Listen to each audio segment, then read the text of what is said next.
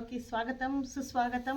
నన్ను ఆదరిస్తున్న ప్రేక్షక దేవుళ్ళందరికీ నా హృదయపూర్వక నమస్కారాలు. ఈరోజు ఒక మంచి సబ్జెక్ట్తో నేను మీ ముందుకు వస్తున్నాను. ఒక అద్భుతమైన పాటతో ప్రారంభం చేద్దాం. మాటే మంత్రము మనసే బంధము, ఈ మమతే ఈ సమతే మంగళవాద్యము, ఇది కళ్యాణం కమనీయం జీవితం, మాటే మంత్రము మనసే బంధము. ఈ పాటికే మీ అందరికి అర్థమై ఉంటుంది అనుకుంటా కదా. ఎందుకంటే భార్యాభర్తల బంధం ఎంత బాగుండాలి అని చెప్పడానికి ఈ పాటతో నేను ఆరంభం చేశాను. అవునా? మాటే మంత్రము మనసే బంధము కదా. ఈ మమతే ఈ సమతే మంగళవాద్యము అంటే ఈచ్ అండ్ ఎవ్రీ సెకండ్ ఒక్కసారి చెయ్యి పట్టుకున్న తర్వాత వాళ్ళ బంధం ఎంత బాగుండాలంటే మనస్సుతో మాట్లాడుకోవాలి కదా. అంటే చాలా వరకు భార్యాభర్తల బంధంలో చాలా వచ్చేస్తుంటాయి అపార్థాలు, ఈగోలు, అహాలు అన్నీ చుట్టూ. అదేంటో మరి తెలియదు. ఎంత ప్రేమ ఉంటుందో అంత చుట్టుకుంటాయి. సర్దుకుపోవాలి. సర్దుకుపోవడంలోనే ఉంది గొప్పతనం అంతా. నువ్వు గొప్ప నేను గొప్ప అని ఏది కాదు ఇక్కడ.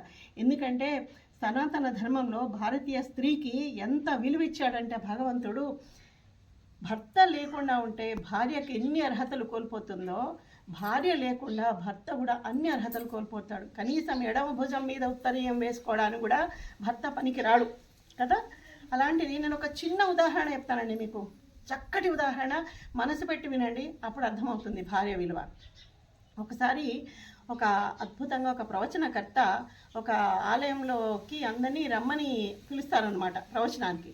అందరితో పాటు అక్కడున్న గ్రామంలో ఒక ధనవంతుడు ఒకడు కనిపించాడు. రండి మీరు కూడా ఏం చేస్తారు సార్, ఇక్కడికి వచ్చి ప్రవచనం వినండి అని అంటారనమాట.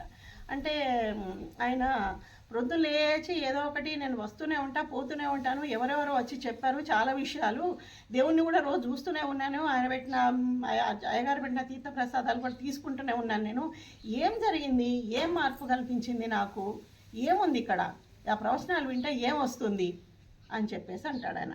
అన్న తర్వాత ఒక్క మాట చెప్తాడు ఆయన. ఏమని అంటే, మీలాగా నేను ఆలోచించలేదండి.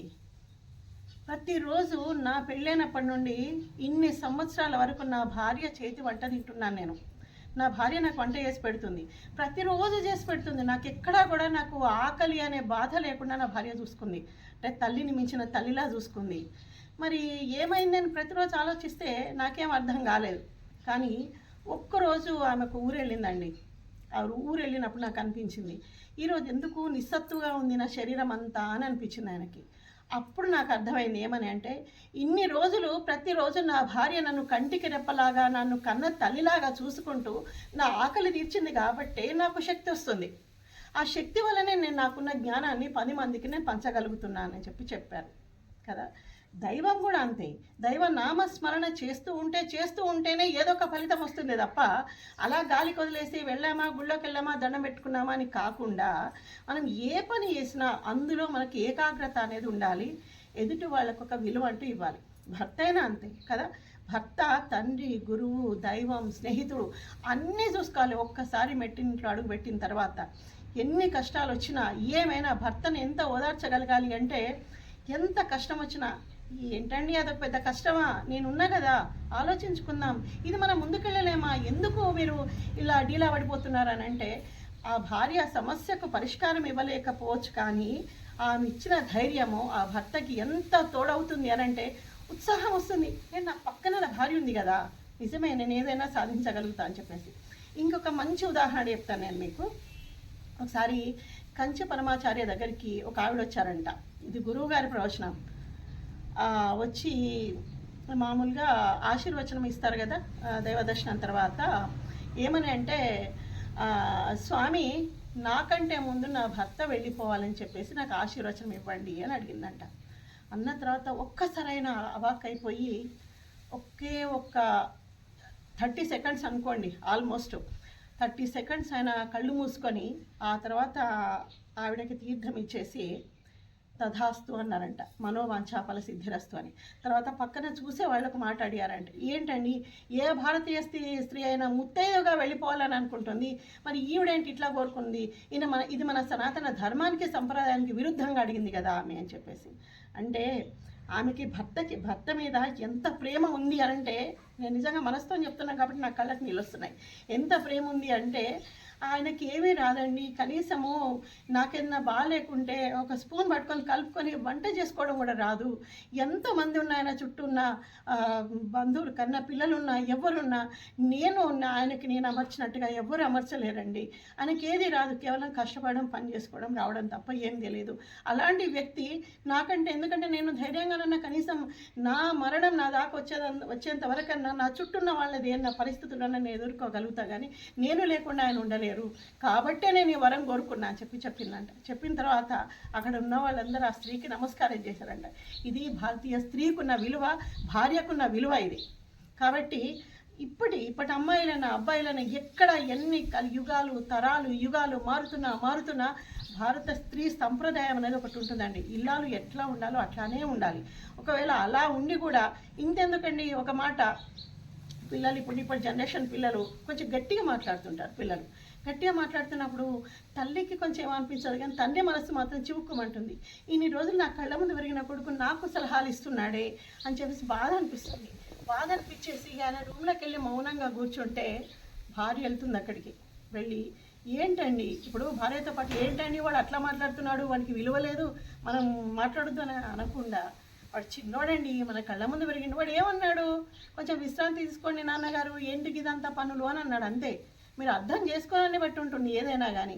కాబట్టి వాడేం మిమ్మల్ని తప్పుగా అనలేదు, వాడు మాట్లాడిన విధానం కఠినంగా ఉంది, కానీ వాని మనసు పాలకోవండి అని చెప్పేసి ధైర్యం చెప్పగలిగే ఏ స్త్రీ అయి ఉంటుందో ఆ స్త్రీకున్న గొప్పతనం ప్రపంచంలో ఎవరికీ ఉండదు. ఇది భగవంతుడు చెప్పిన సత్యం ఇది. అయితే ఇలా అన్ని పనులు చేసుకుంటూ అత్తింటి వారిని అంటే పుట్టినింటి వారిని, తన చుట్టూన్న బంధాలని కలుపుకుంటూ, తన పిల్లలని, వాళ్ళలో ఉన్న లోపాలని ఇవన్నీ సర్ది చెప్పుకుంటూ భర్తతో పాటు తోడు నీడగా ఉండే భార్యకి ఎంత విలువిస్తే ఆ తల్లి కళ్ళలో ఒక్క నీటి చుక్క వచ్చినా అది ఆ క్షోభ అనేది సాక్షాత్ అమ్మవారు అనుభవిస్తారంట. నా స్వరూపంగా ఇక్కడున్న స్త్రీని ఇంత అవమానిస్తున్నాడే అంటే ఆ స్త్రీ కంటే ఎక్కువ ఆ తల్లి బాధపడుతుందంట.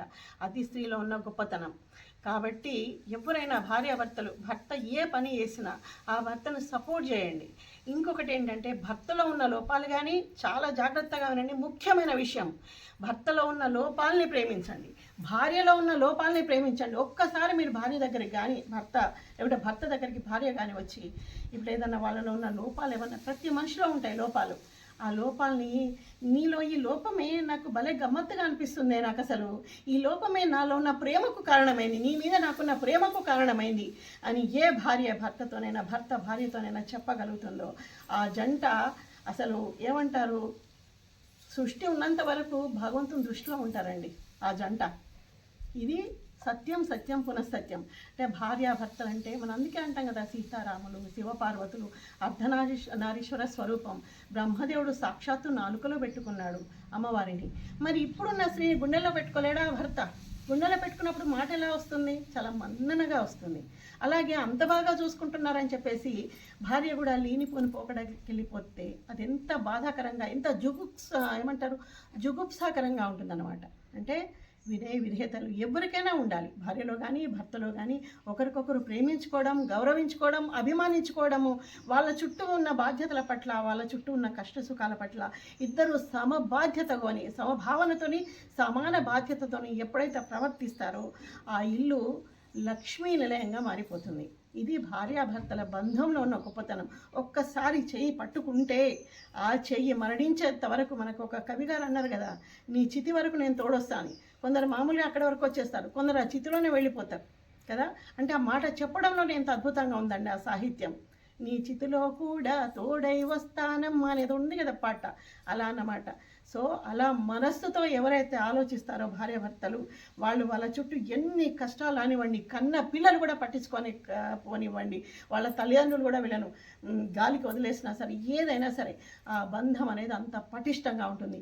ఇది స్త్రీ పురుషుల మధ్య ఉన్న బంధానికి ఉన్న శక్తి, ఇది భగవంతుడు పెట్టిన శక్తి. ఎందుకంటే ఒక సృష్టిని సృష్టించి స్త్రీ పురుషులను ఇద్దరిని ఇచ్చి సృష్టి కార్యం ధర్మంగా చేయండి, ధర్మంగా బ్రతకండి, ధర్మంగానే అన్ని కార్యాలు నిర్వర్తించండి అని చెప్పేసి ధర్మం, అర్థం, కామం, మోక్షము ఒక సంసార జీవితంలోనే సాధ్యం, ఇది మీరు కరెక్ట్గా అనుభవించండి, కామి కాని వాడు మోక్షగామి కాడుగా అని చెప్పేసి ఏ భగవంతుడే చెప్పాడో, వేదాన్ని ప్రమాణంగా చేసుకుని భార్యాభర్తలు ఇద్దరు బ్రతకగలిగితే మన సనాతన భారతీయ హిందూ సనాతన ధర్మం ఎక్కడైనా తలెత్తుకొని ఉంటుందండి.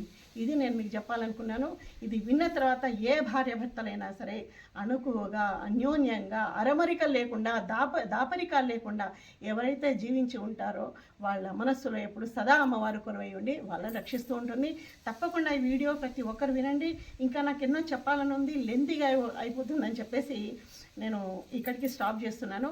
కాబట్టి భార్యాభర్తలంటే భారతదేశంలో మాత్రమే సాధ్యం, ఆ బంధము వాళ్లకు మాత్రమే సాధ్యం అని చెప్పేసి పాశ్చాత్య దేశాలన్నీ మనకు తల వంచి నమస్కరించాలంటే ప్రతి భార్యాభర్తలకి, ఈ గడ్డ మీద పుట్టిన ప్రతి భార్యాభర్తలకి ఆ బాధ్యత ఉంది. ఆ బాధ్యత మీరందరూ సక్రమంగా నిర్వర్తించి మీ జీవితాన్ని ఉద్ధరించుకోవాలని చెప్పేసి మనస్ఫూర్తిగా కోరుకుంటూ మంచి వీడియోస్తో నేను ఎప్పుడు మీ ముందు ఉంటాను. అంతవరకు నమస్తే అండి.